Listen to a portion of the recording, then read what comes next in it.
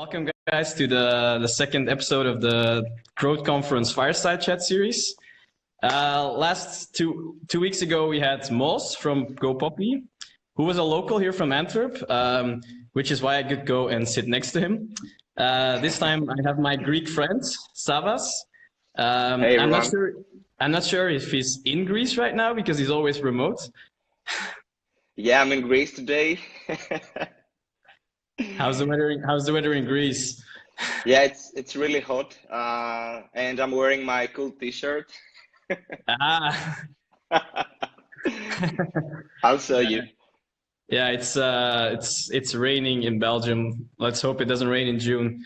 So a quick intro.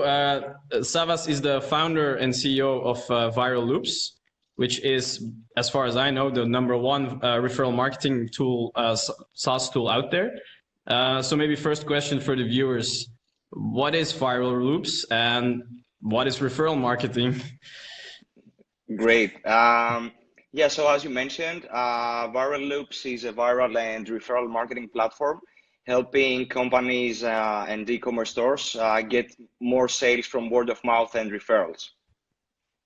Yeah. Now, if you want to talk about a bit about referral marketing, basically we help companies actually. We give mechanisms and our platform to generate more word of mouth, so people and happy customers can invite their friends and spread the word about a specific brand based on some incentives, but also organically in order to get their friends on board to the brand and to the company. Cool. Can you give like an example of a campaign that like maybe a client of you has done or something else? Yeah, so maybe I can share with you the campaign that Product Hunt runs. So Product Hunt, for those that who don't know it, is one of the biggest tech communities that you can actually surface some of the best new apps and new software projects out there. They have a huge community, a really engaged community, and they wanted to find a way to grow their user base organically, not with some paid advertising. So they reached out to us because they wanted to launch their ambassador program and enable their existing user base and their existing community members to get new users on board that would love actually Product Hunt. So, based on the milestone referral concept, as we called it, which is basically, let's say, the evolution of a regular referral program that you invite a friend and you always get the same thing, like, for example, Dropbox did.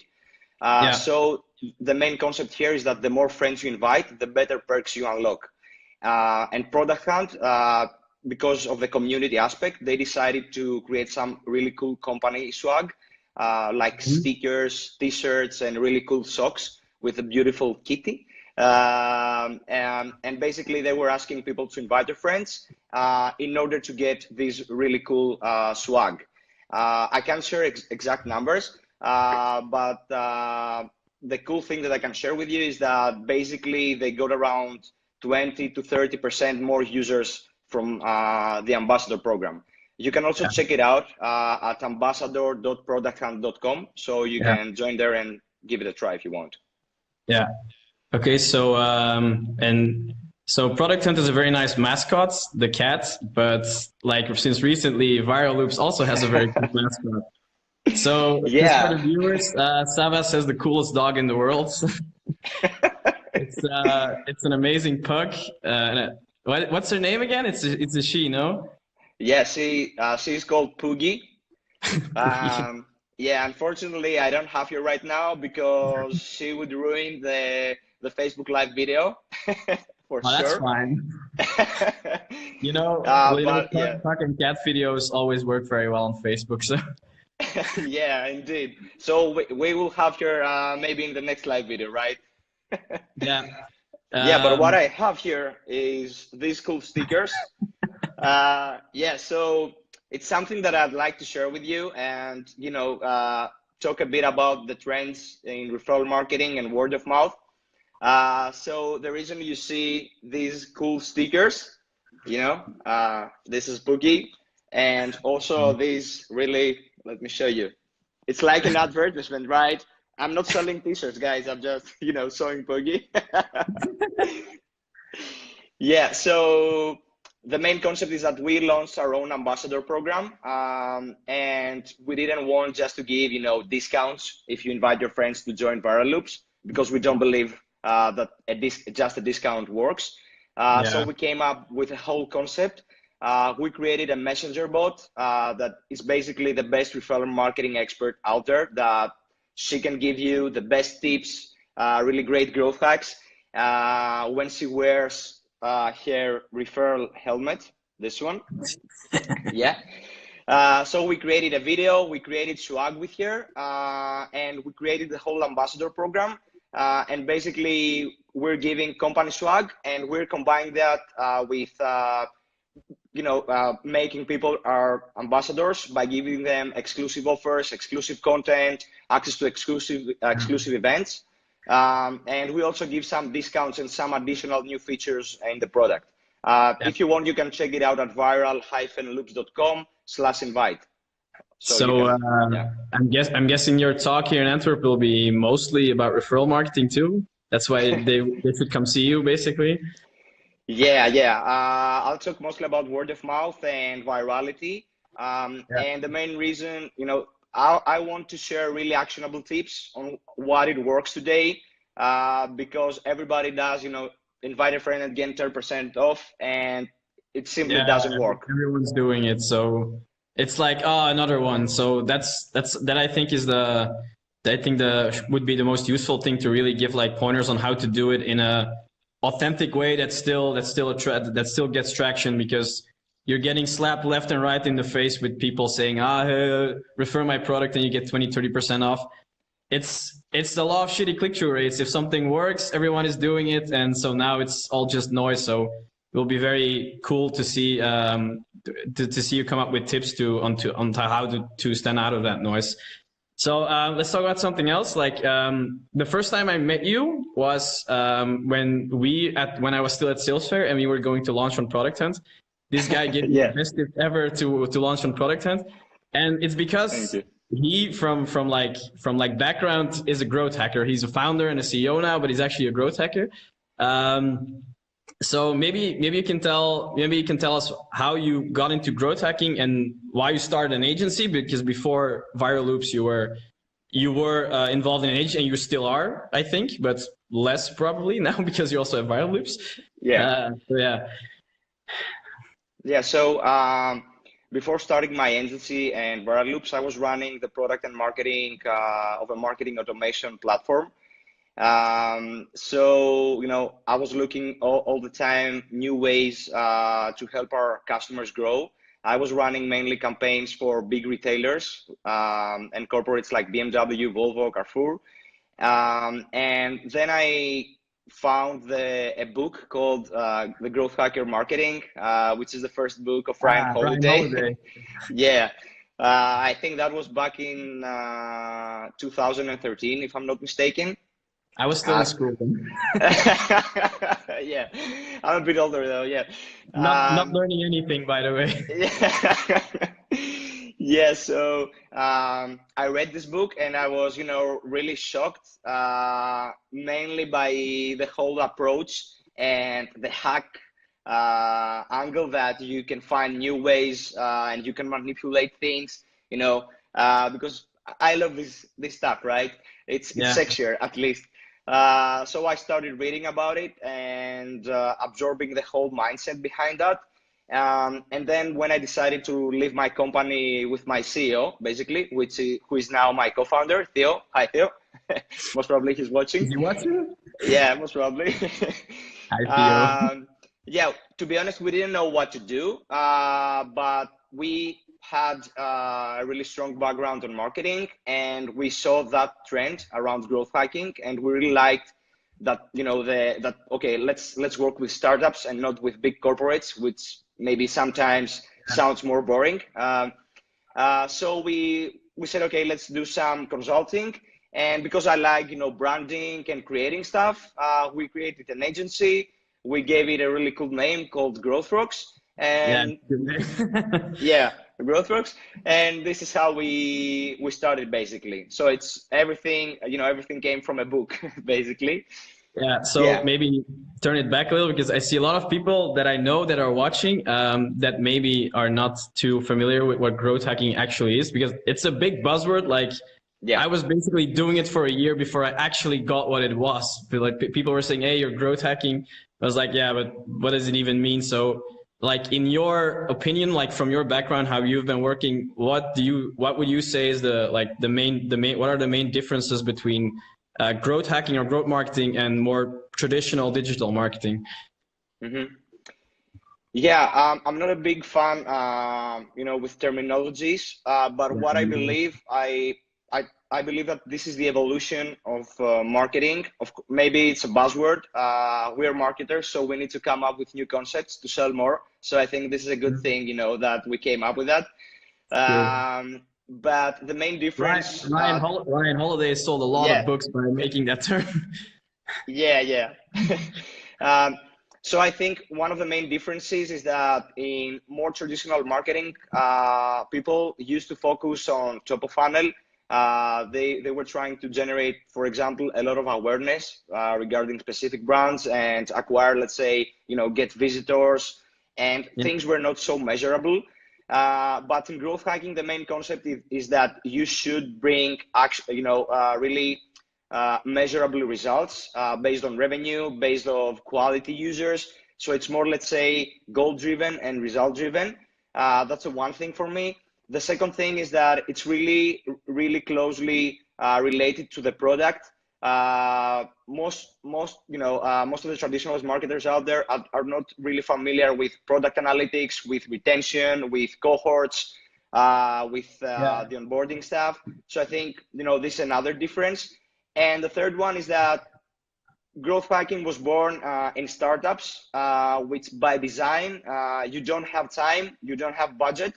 So you always try to find new ways of, exploiting new channels. You want to jump on new channels first because you don't have time and you don't have, money. Yeah, Yes, I think exactly. these are three differences that I Yeah. can I see. would like to build on that last point. So it originated in startups for a very understandable reason, because they were like short of time, short of resources in general, short of money. But do you think that growth marketing is also something that corporates should go for right now? Yeah, definitely. And a lot of companies in the US are already doing Yeah. that. For example, Adobe and big tech companies. I don't think that growth hacking, we should not look at it something like, it's just for a month because we want to hack something for a month and then maybe it goes down. We need to find sustainable ways of growing and sustainable channels. So I think that one of the main issues that big companies have, for example, is that they have a lot of silos, Yeah, marketing, yeah, sales, product, designers. So there are different teams that most of the times they don't talk together, and they feel that maybe they're enemies, with the priorities and everything. yeah. So if you KPIs for go, themselves. yeah, so if you follow the concept and the mindset of growth hacking, you can build cross-functional teams, including people from product, including people from marketing, from data analysts, designers, and you can have really, really faster, more tangible results, basically. Yeah. So, and like, we are at the Grow Revolution here. We have a lot of trouble finding those people, like finding the people that can be growth marketers, because you need a lot of different skills. And it's also like nobody has all the skills, so you need complementary profiles. So even if you find someone good, you might already have three of those in your team, and you need someone else. But yeah, basically, you ran, and you still are running a growth agency. What is it mostly like in terms of like mindset and the way these people are that you look for when you want to hire a growth hacker or a growth marketer, someone for your team? Yeah, this is really, this is really true. It's something that I'm facing a lot, that we can find good people to join our team. So to start with, we don't look for hard skills at first. So Yeah. I don't care if you know, for example, paid advertising, if you're a PPC expert or a Google AdWords expert. The first thing that I try to understand is that if you can learn really, really fast, because even if you're an expert in one channel, next week a new channel may come up, for example, like Messenger bots, which is a new channel with tools like ManyChat or FlatChat. Then you have to learn from scratch again. So exactly, and you have to be really, really fast, right? So this is the one thing, if you can learn fast. The other thing is that if you are really curious, so if you're searching on the web all the time, new tools, so what I'm trying to understand the first, let's say, month that somebody joins the team is that I'm waiting for new ideas from him. Even if I say all the time, no, I want her to come to me and say, oh, we may try a new tool that I found, or a new channel, or we can try this tactic. So, creativity and be really curious. That's the second thing. And another thing, I believe that you should be really comfortable with numbers, maybe. Yeah. It's funny, like when I was in school, I was very bad at math, so I went into languages communication to avoid having to deal with numbers. And now I finally got to the end of my academic trip, let's say. I became a marketer, and guess what? Marketing is all about numbers today. But just to dwell on that, like, I had a lot of different courses and stuff, and like programs I did, and they were basically like there was a lot of marketing in there. And then I started my job at marketing the first time at Sales Fair. I didn't use anything from school, so I think the gist here is it doesn't matter what you can do right now or what you know right now. If you are resourceful and you know how to use books, YouTube, and Google, and you can learn very fast, and you have an executing mindset, that's the type of people you need. But I think you did a very good job, because I know some guys from GrowthRocks.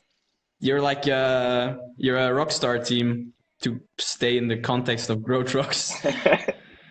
Yeah, and just one more. I had a discussion last week with a friend of mine and really good marketer. I think you know him, Michael Gasiorek. He's based in Silicon Valley. The Polish guy in the United States. Yeah, he's a great marketer. He's a great guy. And he told me a really, really catchy phrase, but really spot on, that we were discussing about the same problem, how, what kind of people we want to have.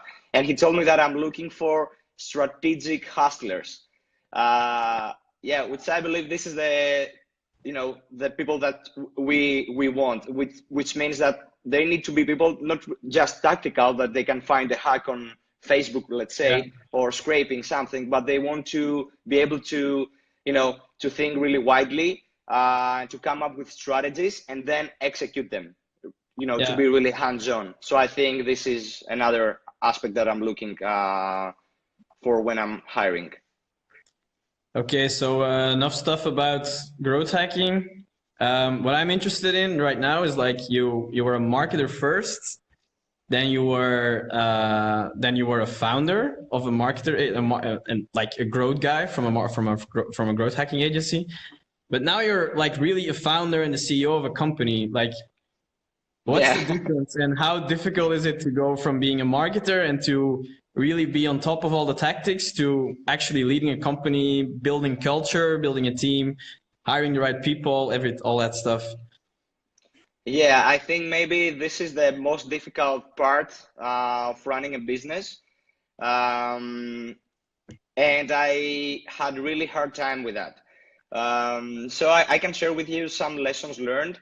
I think it's really difficult when you start, because if you're, maybe you don't like the word hustler, but, you try to figure it out every time what works. You are really hands-on. You want to be the best marketer out there in a very competitive space. But when you're building a team, you need to take a step back and let your team actually be the superstars, right? You should not be the superstar. You should build the company. So it's totally different if you want to build a career rather than if you want to build actually a business.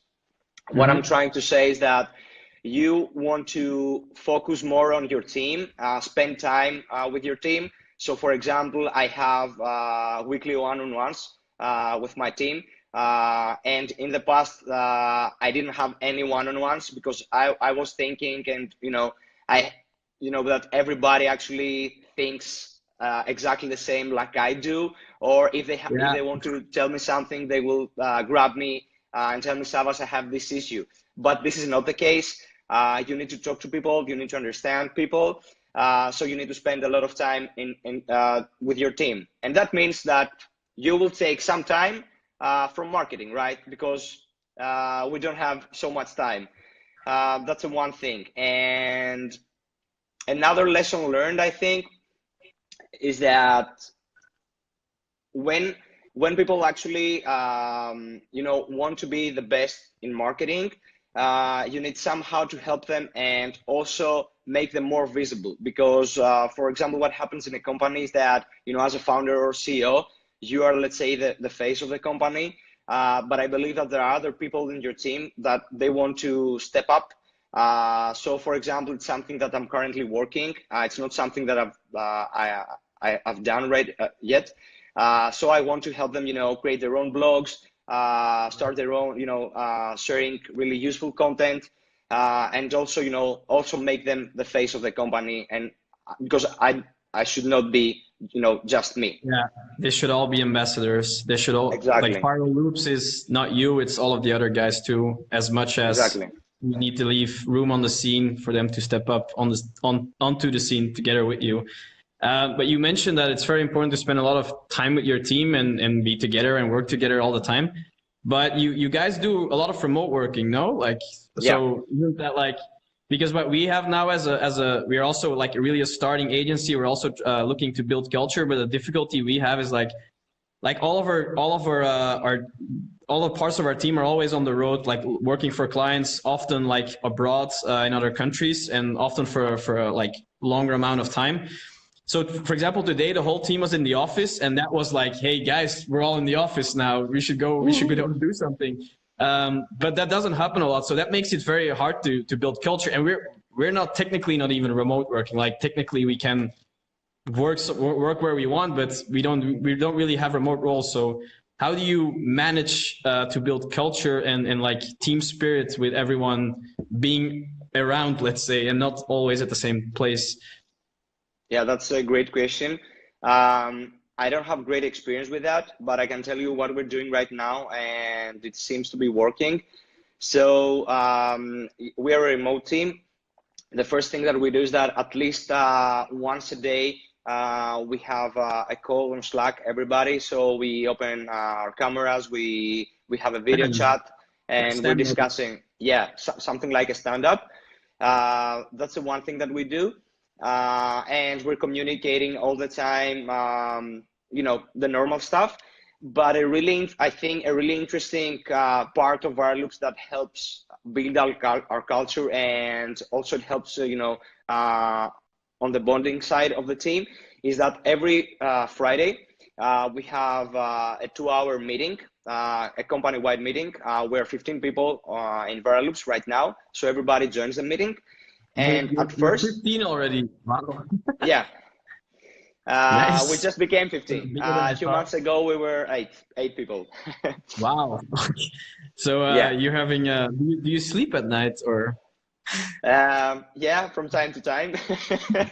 I have a very good team, so I can sleep a bit at least. Yeah, that's the art. Have a good team, so you don't have to do anything. You don't have to sleep. Yeah, you need to build the team though. Yeah, you need to build a team. Yeah. So what I was saying is that every Friday we have a company-wide meeting, and in the beginning, all the teams present about their KPIs and the goals, what they did for a few minutes. So we have sales, marketing, product, customer success. We also have I present the company status, where we are, where we want to go, what numbers we should go for. But the really interesting part, it's at the end.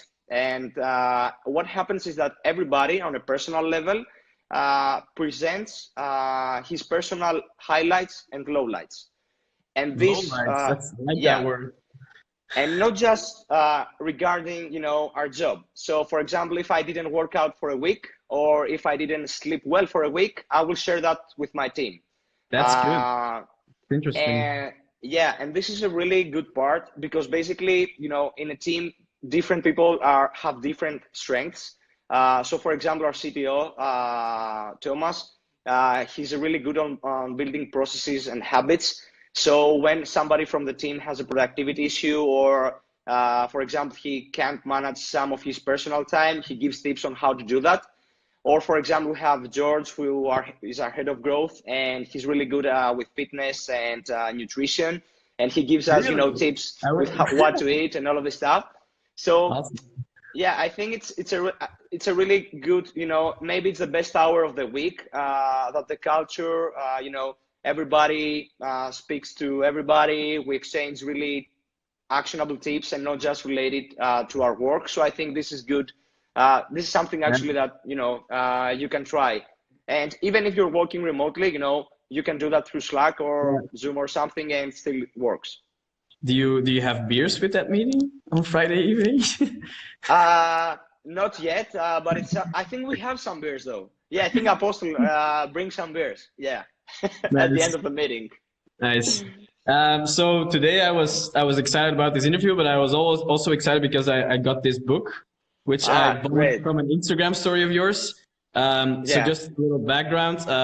I'm very into stoicism to basically keep my emotions at bay and to be able to handle pressure and a lot of like noise that the world sends at you at bay. Yeah, just to manage everything and to stay focused on your goals. So I guess this has been true for you too, basically.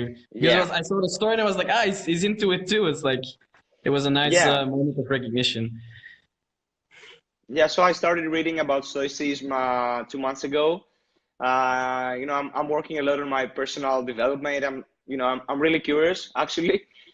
So I, always try to find new ways of being more calm, being more productive, and actually live a happier life, basically. So something that I really liked about Stoicism that I read a few weeks ago is about the dichotomy of control, which basically, uh, what basically is that we need to understand that we control very few things, just very, very few things, and Yeah, we don't exactly. control the majority of the things. And what basically it says that you should not worry about what you cannot control. Of course, this doesn't mean that you should not do your best to achieve your goals and results. But just to give you an example, when I was fundraising, um, I met an investor that he weren't replying to me, and then when we decided to, to join the round, we had their legal department was really, really slow, and I was following up all day long. I was making phone calls, emails, and I was really frustrated and worried about the round, but Yeah. it wasn't something that I controlled, right? I cannot do something to Yeah. make, for example, the legal department faster. Um, And so in the meantime, you are wasting energy being worried and frustrated about all of that, and you're wasting energy that you could exactly. use on stuff that you can do and can control. That is in your immediate surroundings, and maybe you get frustrated, so also your surroundings and your team suffer from it. So yeah, it's a very powerful idea. Yeah, exactly. Because you don't spend just time, but also the energy and your mood. Everything affects, all the other parts that you need to deliver. Yeah. Okay. Like I was asked, like I forgot to ask the audience this because but if you have any questions, please put them in the comments. We did have one question already on the event page. It was a very good question, and it was from Patrick, and he said, "Hey, Jill and Savas, I would like to hear your opinion on how startups can figure out their core traction channels." Very core question. Yeah. And like he's asking, like, are there like industry standards? Where do you start from? Do you always start from scratch? How long do you keep testing something? And what are basically your KPIs that you pay attention to when you do those tests and those experiments? Yeah, really, really tough question. Yeah, It's but basically growth hacking all of it together in one yeah, yeah, question.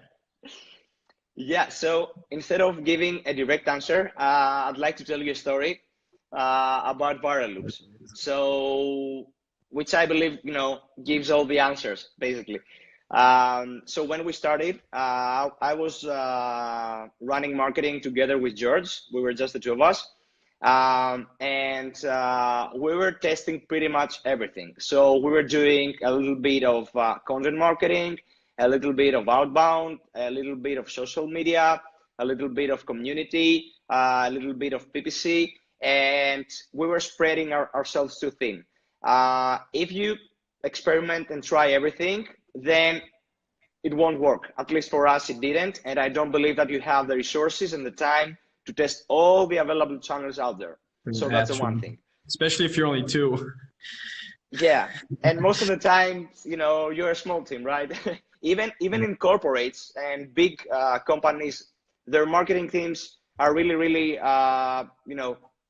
let's say they have constraints. So they're not. They're also just small groups who don't talk to each other, even within marketing. Yeah. So I would say that you should start with 2 up to 3 channels at most. Regarding the prioritization, you can follow a framework like the Bullseye framework. Let's interrupt from the book.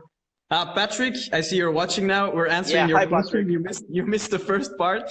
So, but the Bullseye framework is from the book Traction by Gabriel Weinberg and Justin Mares. Very good book. Yeah. That's powerful for generating traction ideas. But Savvas, carry on with the story. It was a nice story. So yeah.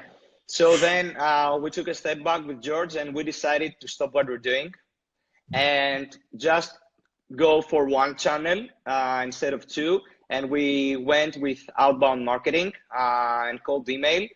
So we went full on with that channel.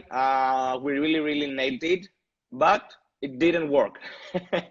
So we lost 2 months by testing a single channel. So that's the second thing that you should not do. Do not test just 1 channel for 2 months because again, it won't work. So we were flat, our growth was flat for around 4 months at least. So do you have doubts? Like, should I keep on doing this or? Yeah, a lot of doubts. Yeah. So at least the good thing is that we knew that and we realized that outbound marketing won't work for us. So we need to try something else. And we thought with George, okay, what we can do really, really well. And that was inbound marketing, writing content, building relationships with other marketers, like you, for example. So we focused completely on inbound marketing, testing channels like Product Hunt, writing blog posts, jumping into Facebook groups like Josh Facebook group, Badass Marketers and Founders, which is a great acquisition channel for us. That group, first it changed my life. And then by posting it, I basically acquired customers for Salesflare because through sharing, they got to know me and then they got to know Salesflare. It was exactly our target audience, so it was very powerful. Exactly. So we focused on that and we're testing a lot of things around inbound marketing and this kind of tactics, and then it finally worked. So what the gist is that you should try 2 or 3 channels that you feel really strong at. And also you need to keep in mind and watching new things that work. For example, Facebook Messenger right now and Facebook groups are 2 channels that can get you a lot of customers, and it's something that you should definitely try out. Now regarding the KPIs, for us at least, it's the monthly recurring revenue and nothing else. So this is the ultimate KPI that we try to get. But then we split the KPIs into the different teams and into the different steps of the funnel. So we measure the signups that we're getting, the qualified signups, and then the activation, then the conversion from trial to paid, and again, later on retention, referrals, and so on. The part. What is your condition for activation? Like, how many times would users have to use viral loops for you to consider them to be activated customers? Yeah, so on the trial, I guess. yeah. So viral loop basically offers widgets and landing pages that you can use them and launch your referral or ambassador program. And you need to install a snippet code on your website. Yeah. So the core activation event that we have is that when somebody installs this snippet and gets one participant into her campaign. Yeah, makes sense a lot. Yeah, so now I have to dive into the comments to see if anyone else asked the question. I don't think so. So maybe, oh wait, I am out of the, I'm back. Yeah, do you have still something that you want to say, Savvas, to the viewers? Maybe like we already talked about this, but why should people come to Antwerp in June? Not just for you, because you know the other guys too, like you know some of the other guys too, so you know how good it's gonna be, how epic it's gonna be. I think it's gonna be really epic. So I'm really lucky because I had the chance to talk together in conferences with these guys like Sujan Patel, like Josh Fuchter, and I'm really eager to meet also the other guys like Moose, who seems a really cool guy, and of course meet the whole team from Growth Revolution. I really like what you're doing in Belgium, so it will be epic. So for Sujan and Josh, I think will nail it, and the rest of the guys. The second reason I think is that I will bring a lot of stickers and t-shirts. I want my t-shirt in my mailbox before that. So I was like, I said it on Facebook Live, so there's no getting around it now. Yeah, exactly. I got you. I set you up. Yeah, and I think the last reason is that I think everybody there will share really actionable tips and not just generic frameworks or theories out there. So I really like that, when I come to these conferences, I learn a lot and I come back to the team and we're executing all of this stuff the next day. So this, I think, is the most important thing that you can get. That's awesome. Okay, I guess I'll see you then. I'll see you in between too, but like that would be the first time that I will see you for real. Yeah. And then just to finish up, so for the viewers, we still have 1 week of super early bird running. So yeah, basically it's counting down every second now. And yeah, if you wait a week longer, you will have to pay more. It's simple as that. And you don't want that, do you? So on that slightly passive aggressive note, I will end, and I will see you guys next week. Next week I will have Ferdinand Gutsen, the head of growth of Recruitee, which is a SaaS platform for to streamline your recruiting process. It's one of the fastest growing SaaS companies in the Netherlands. And Ferdy is also he did a lot of growth hacking training at GrowthTribe in the Netherlands, who are also very good at growth hacking. So definitely tune in for that. Maybe you too, Savvas. You can learn a lot still. Everyone can still learn a lot. And then I will just wave you goodbye. See you later, man. Bye. Thanks so much. Yeah. Bye.